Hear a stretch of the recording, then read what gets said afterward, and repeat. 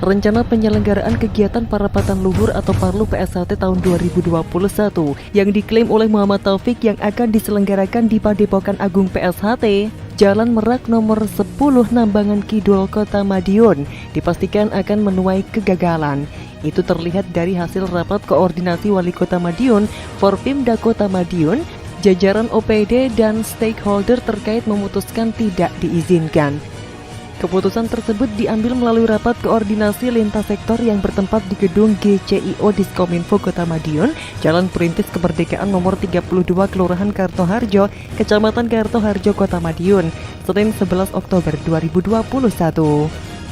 Hadir dalam kegiatan tersebut Wali Kota Madiun Maidi, Wakil Wali Kota Madiun Indarayu Ayumi Kosa Putri, Ketua DPRD Kota Madiun Andi Raya BMS, Kapolresta Madiun AKBP Dewa Putu Eka Darmawan, Danyon Brimob Dence AKBP Agus Waluyo, dan Denpom 5 Garing 1 Madiun Mayor CPM Dahnial Hendra Lukmana, Kasih Intel Kejaksaan Kota Madiun, Sekretaris IPSI Kota Madiun, Kabak Ops Polres Madiun Kota, Kasat Intelkam Polres Madiun Kota, Kaposdabin Kota Madiun, Kabakes Bangpol Kota Madiun, jajaran dan Ramil Kodim 0803 Madiun di 3 wilayah Kota Madiun, dan juga pejabat Kapolsek di jajaran Polres Madiun Kota.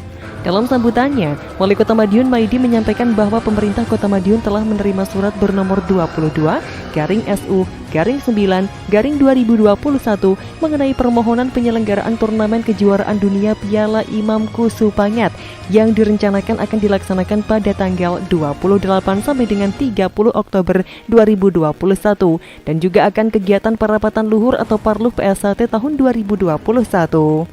Menyikapi hal tersebut, kata Maidi, demi terciptanya kondusivitas Kota Madiun tidak mengizinkan, sebab untuk Kota Madiun masih dilaksanakan prokes COVID-19 yang ketat, walaupun saat sekarang Kota Madiun mengalami penurunan kasus. Indikator dari penurunan kasus dapat dilihat dari data BOR di 8 rumah sakit wilayah Kota Madiun yang mengalami penurunan drastis. Kita tidak boleh abai dan harus tetap waspada akan hal tersebut.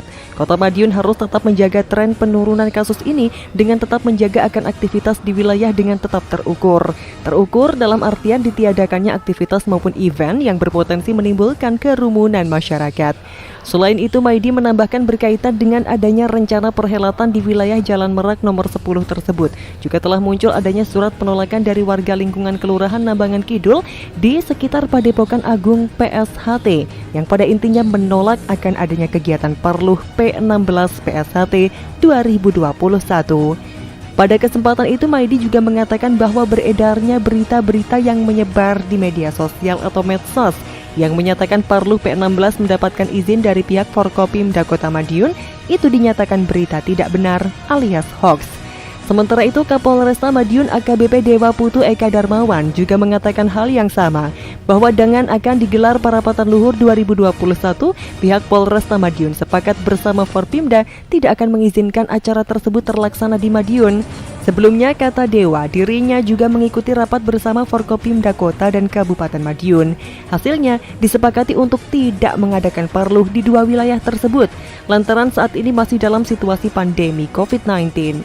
Selain Kapolresta Madiun, Gatot, Sekretaris IPSI Kota Madiun juga menyatakan sepakat dengan Forkopimda tidak mengizinkan Parluh P16 digelar di Padepokan Agung Jalan Merak nomor 10 Nambangan Kidul Kota Madiun. Alasannya karena pada bulan Maret lalu telah dilaksanakan Parluh PSHT. Untuk kegiatan Parluh yang akan dilaksanakan P16, pada dasarnya IPSI tidak menyetujui adanya kegiatan tersebut karena sebelumnya sudah ada Parluh pada Maret kemarin. Dengan begitu, IPSI Kota Madiun tidak mengizinkan adanya kegiatan Parluh yang diadakan oleh P16. Tandasnya, masyarakat sana trauma 2 tahun yang lalu terjadi perang di sana. Saya ada di dalamnya waktu itu. Saya ada juga, dan banyak kerugian-kerugian di sana, trauma. Saya aja trauma itu. Saya ada waktu itu. Saya ada di sana juga itu. Ya, dengan masyarakat kirim surat seperti itu, ya kita indahkan juga. Karena saya tahu pada saat itu Forkopimda semuanya ada di sana. Forkopimda koordinator pada saat itu ada di situ juga. Kalau dia tabayun dua-duanya ke saya, sudah oke semuanya. Satu kepengurusan.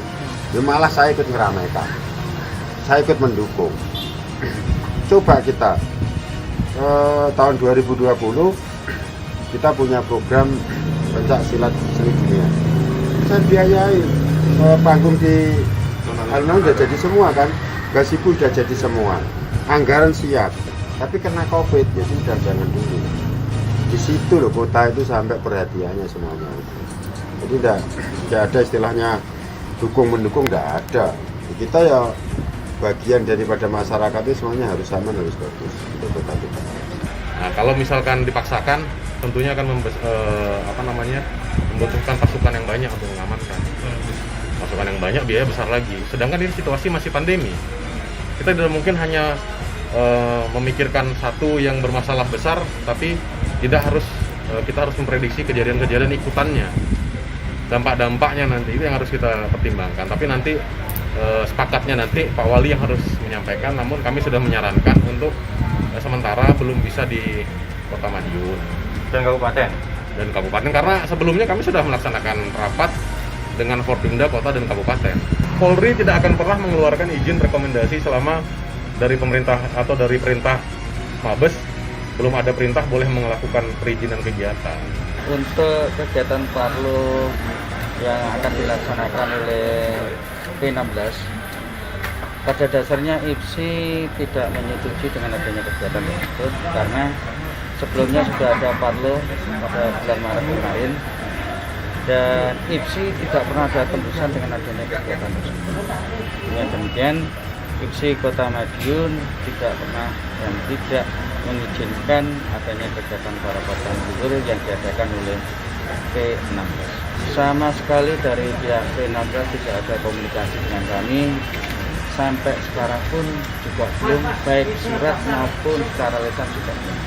Kalau bulan Maret kemarin adalah yang mengadakan P17, jadi yang di bawah Ketua Bapak Derajat Armujoko. Untuk IPSI Kota Madiun ini mengakui dari pimpinan Ijaterate di bawah pimpinan Bapak Armujoko karena selama ini ada komunikasi secara intensif, termasuk Ijaterate yang di bawah pimpinan Bapak Mujoko ini diakui di tingkat provinsi Jawa Timur.